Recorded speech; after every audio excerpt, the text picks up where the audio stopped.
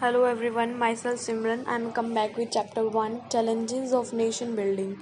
Political का book 2 का chapter 1 है ये. अकॉर्डिंग टू न्यू सिलेबस अपना जो ये इस चैप्टर में nothing much changed but some topics are marked as important.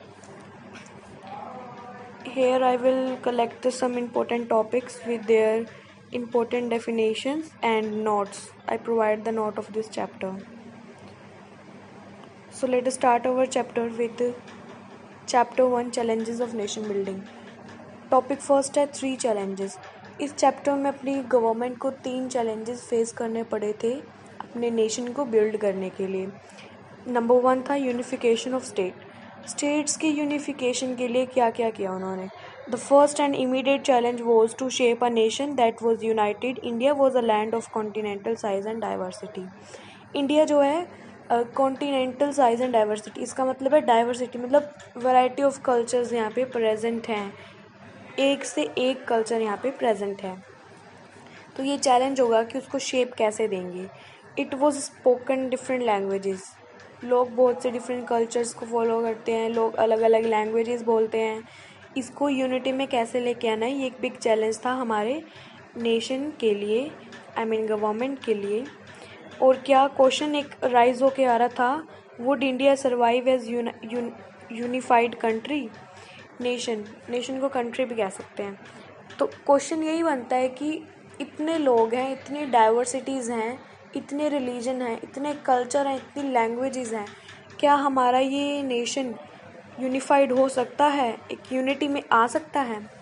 Next है सेकंड, इसका पॉइंट सेकंड चैलेंज था टू इस्टेब्लिश डेमोक्रेसी. इसके नाम से क्लियर हो गया, कॉन्स्टिट्यूशन को लेके आना, डेमोक्रेसी को, पार्लियामेंट्री को, गवर्नमेंट को, opposition parties, election parties, all the things are. क्या ये सब कुछ इस्टेब्लिश हो सकता है हमारी कंट्री में. सिटीजन्स को राइट टू वोट, राइट हर एक राइट मिल सकता है, फंडामेंटल राइट आ सकते हैं. नेक्स्ट था democratic constitution. Democratic constitution necessary था. इम्प्लीमेंटेशन ऑफ रूल्स, क्या इम्प्लीमेंटेशन ऑफ रूल्स होएंगी, रूल्स एंड रेगुलेशन बन पाएंगी, लॉ बनेगा. थर्ड था to ensure the development of the entire society. पूरी सोसाइटी की डेवलपमेंट हो पाएगी. Here the again constitution lists down the principle of the equality and specially protection to socially disadvantaged group. जो constitution था उसमें सबसे ज़्यादा जो है आप कह सकते हैं कंसंट्रेशन अटेंशन जो दी गई थी सोशली डिसएडवांटेजेड ग्रुप्स को दी गई थी. जो माइनॉरिटीज़ में चले गए थे लोग, उनको ज़्यादा वो मिली थी. और जो रियल चैलेंज था वो था टू रिमूव पावर्टी. क्या हम पावर्टी को मिटा पाएंगे. इसके बाद हमारा टॉपिक आता है partition, displacement and rehabilitation. Displacement का मतलब होता है विस्थापन. क्या विस्थापन मतलब दोबारा से किसी चीज़ को बनाना, पुनर्वास कह सकते हैं इसको. On August 14 to 15 August 1947 two nation states India and Pakistan came into existence. Lack of people from both sides lost their home, life and properties and become victim of communal violence. 14-15 अगस्त 1947 दो nation जो हैं बन चुके थे, एक India एक था पाकिस्तान. हजारों लोग जो हैं, लाखों लोग जो हैं अपने घर से बेघर हो चुके थे और इस वायलेंस का हिस्सा बन चुके थे.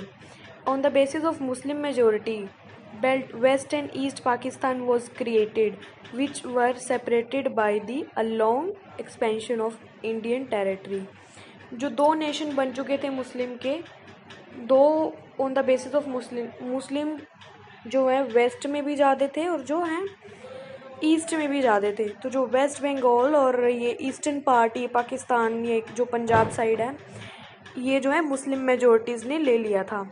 Abdul Ghaffar Khan also known as frontier Gandhi was undisputed leader of the northern western frontier. NWFP, ये आ जाता है 1 mark question. NWFP deposit is option.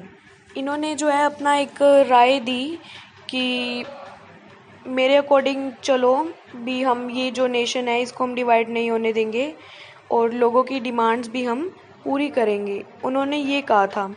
तो ये जो है ना, ये बहुत इम्पोर्टेंट है. ये 1 मार्क क्वेश्चन आ जाता है ये।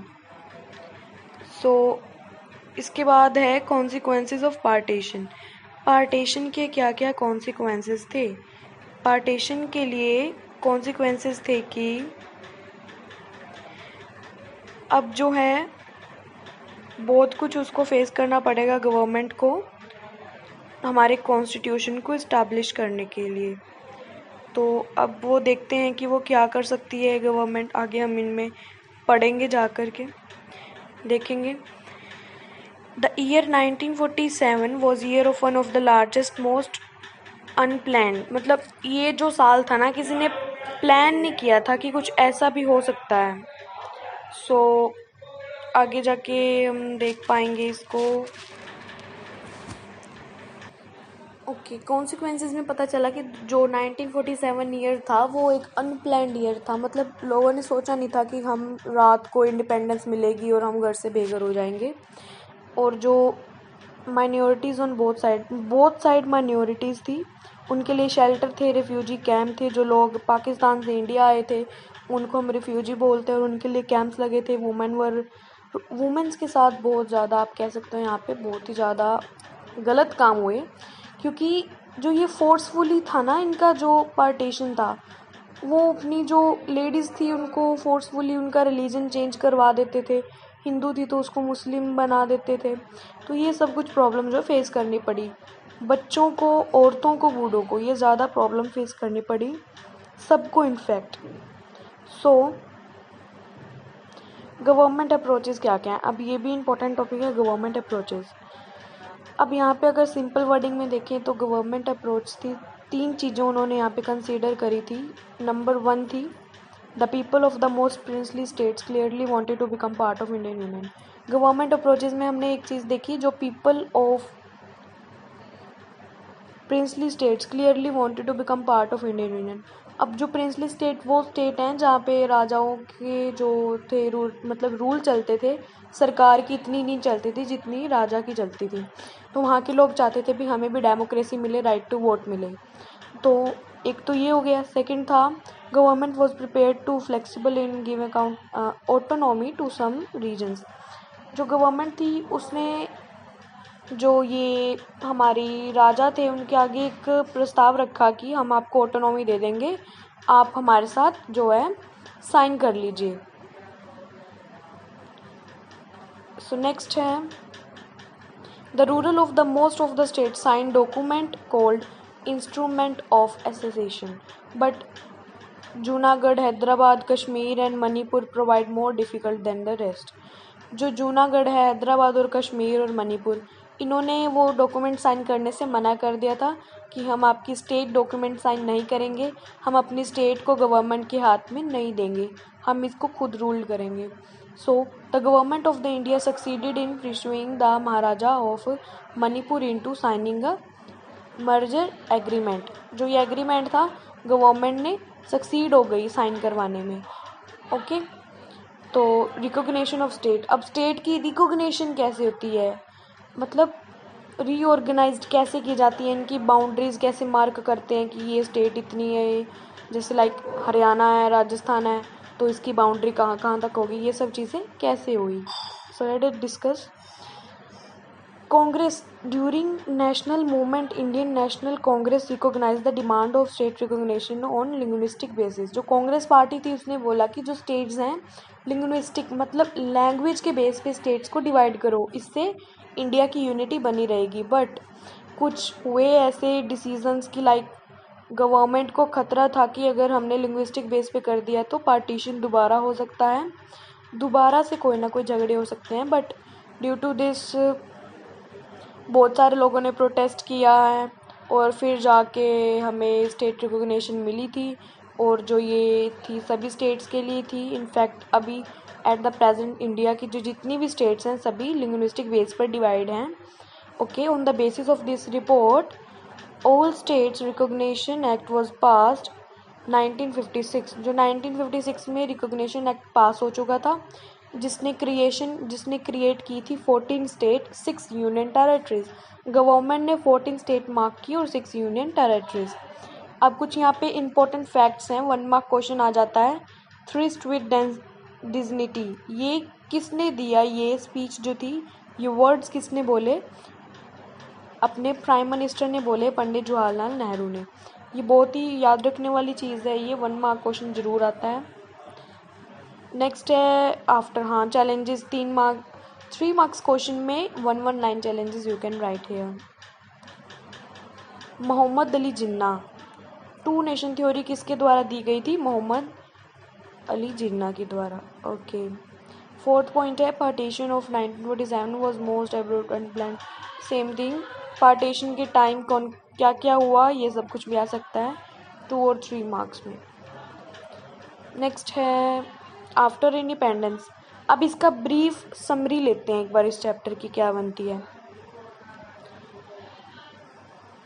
ब्रीफ समरी में हम देखेंगे पार्टीशन ऑफ इंडिया को क्या क्या फेस करना पड़ा। सबसे पहले तो 3 चैलेंजेस फेस किए हमने, फिर हमने पार्टीशन डिस्प्लेसमेंट देखी।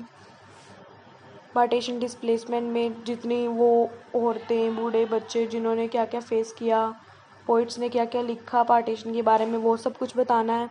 और फिर India divided into British Indian provision and princely state, जो इंडिया था डिवाइड हो गया था, कुछ स्टेट्स रह गई थी, कुछ प्रिंसली स्टेट्स बन चुकी थी, वो चीज़ आई।